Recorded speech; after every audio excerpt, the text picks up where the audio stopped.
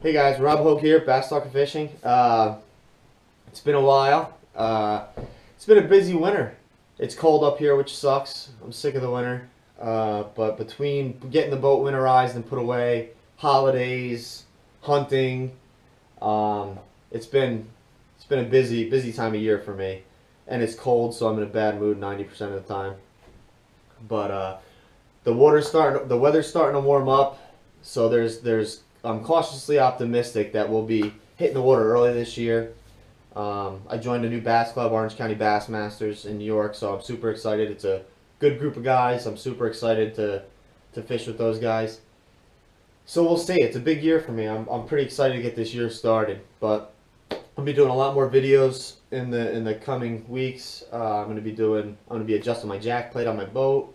I'm gonna be installing power poles on the boat, changing out the props, doing a unboxing because I'm going to be doing my resupply soon. But today I want to talk about topwater rods. I'm going to go over. I got a couple new topwater setups that I want to go over with you guys, and we'll get into it, man. So the first one, and this is something I love doing, and I started doing when I was very young, and I just don't do it as much anymore. I try it, but I get off of that quicker. Where back in the day when I was a little more stubborn, I would just keep fishing it all day, even if it wasn't working. I was kind of trying to force feed the fish, and that's throwing a frog. Now I give it some time. If the conditions are right, and if it doesn't work, then I move on to something else. Excuse me, but I got a new heavy. This isn't frogging like in open water. This is frogging in the jungle when you're you're throwing in water chestnut or big milfoil pads or some big grass flats or something like that, where you're throwing in real heavy, nasty, thick cover and you need a big rod to get them out. This is the Abu Garcia. It's an Ike series, 8-foot, heavy power, medium fast action rod, and all those things are key. I was looking for. I wanted a big rod. I wanted between 7.5 and 8 feet. And it had to be a heavy power because, like I said, we're fishing in the nastiest cover on the lake. But I feel when you're throwing 65 brown braid like I'm throwing on this rod, and you have an 8-foot fast action rod, 8-foot heavy action or heavy power fast action rod, I feel I just ripped too many frogs away from the bass. And anyone who frog fishes knows you have to give them that second to get the bait and turn on it. And then, so you're always going to hesitate on the hook set. And I feel that having a medium fast action tip is going to give me that extra split second. I think it's actually going to really increase my hookup ratio.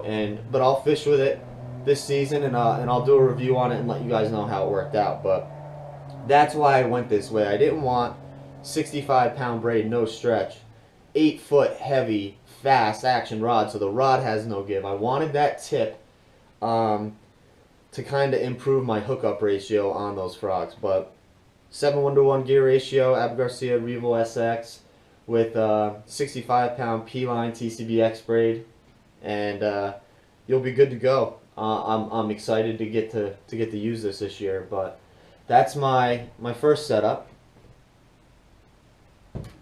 My second setup is kind of like my fish in the bank topwater rod, where I'm fishing poppers, I'm fishing sexy dogs, striking sexy dogs like walking baits, buzz baits, but I'm more going at the shoreline and maybe some sparse vegetation. But this is actually the shortest rod I have. This is a new rod for me. It's a 6.6 medium heavy power, medium fast action, 30-pound P-line TCBX braid, 7:1 gear ratio Revo SX. Now, the reasons I picked this setup, pretty similar to the reason I picked the big boy. It's got the medium fast action rod, which I feel helps with the 30-pound test braid. It gives me a little more give. I'm not ripping baits out of the fish's mouth, and I'm fishing more treble hook style baits when I'm fishing the bank. Where I'm fishing like little rocky sections of the shoreline, or I'm fishing around brush. And throwing those poppers and the walking baits and things like that, and even buzz baits, I want to have that extra give in the rod. What I feel when I'm throwing top water, I either need to let my line give or my rod to give a little bit. You can't be throwing a broom handle out there, a broomstick out there. I need to have something to give to ensure a good hookup ratio and to control that fish. So that's why this is kind of just a mini version of that rod. But I'm super excited about this. With the 6.6, you're able to be very accurate casting into those shoreline targets. You can really make those pinpoint casts. And it should work out great. I'll let you guys know how I do with all these. Now, the third one I don't have to have. I could have easily tied a leader to the 6.6, but I do have reasons why I wouldn't want to do that. This is my monofilament topwater rod. And I think it's important to have one of these and not tie the leader to that one, because if I tie a leader to the 6.6, I'm going to get a lot more stretch at the end of that line, and I don't want that much give. I don't want both my line and my rod to give. So what I did here, this is a 7-foot medium heavy power fast action rod. The reason I went with the fast is because the mono gives. The mono stretches so much, whereas the braid doesn't stretch at all. So, like I said before, I either want my rod to give or the line to give. And since the line's giving in this setup, I don't want my rod to give. And the reason I would want a monofilament rod is because, let's say I'm fishing like poppers. You fish poppers a lot slower sometimes. And if I'm not chugging that popper really fast, and I need to fish it slow to get bites, if there's any kind of visibility in the water, a lot of times those fish will swim up to it and then swim away, or they'll follow it. And if those fish get a good look at that bait when you're fishing it with braid, they're just going to turn their heads and swim away. Once they see that line, it's pretty much done. So if I'm fishing a popper with the braid and I see one react that way, I can just pick up my monofilament topwater rod and throw that out there, and then that kind of alleviates the visibility problem. But I also like throwing walking baits on monofilament. So that's another reason why I like to have this rod. I just like to have my bases covered, and I don't like retying a lot, so I'd rather have more rods and not have to retie as much. But that's my third setup. That should work out pretty well. And the fourth setup I don't have yet. I have the rods, I just don't have the topwater setup. I actually use the rods for my spinnerbait rods, my chatterbait rods, and my smaller swim bait rods. But this is the Veritas 2.0 Frog Series rod. And if I had to buy one topwater rod to cover as much of my bases as I could, this would be the one I would pick if I was only going to buy one. The only thing I don't feel I can do with this rod is throw into that real heavy, nasty stuff. I don't trust throwing a medium heavy rod with a medium fast action tip into the jungle. I don't. But I guess you could throw it in there, hook them, and then just drive over there and get them. But this is a 7.6 medium heavy power, medium fast action rod, so you have a lot of tip. You can throw it on with braid. I wouldn't really throw it with straight mono. I would throw it with a mono leader. But you can throw frogs. You can walking baits with it. You can throw the popper with it. You can throw buzz baits with it.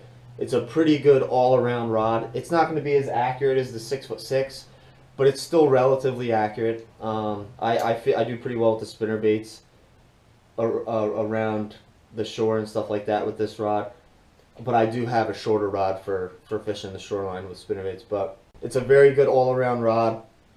Obviously, I would pair it up with a 7:1 gear ratio reel, 30-pound braid, and you should be good to go. But that would be the fourth setup I would get, and the reason I would like that I want that setup is a lot of times, especially up here, you'll have these huge grass flats, and you're trying to cover a lot of water. You're trying to cover as much water as you can. So I want to be able to make a long cast in that sparse vegetation. And if it's patchy and there's sparse vegetation on this flat, I don't need to throw the 8-foot heavy action rod. And actually, it's going to improve my hookup ratio if I have that 7.6 medium heavy. But the 7.6 is going to cast so much farther than my 6.6 would, so it's going to let me cover so much more water and still have the power to get those fish out. It's just a very good all-around rod to cover as many bases as you can. So those are my 4 setups. that I want to use, or I would use, or that I do use, and those are the reasoning behind the why I use those setups. The biggest thing you got to keep in mind for you new guys, you're gonna hear different opinions from different people on what you should be throwing.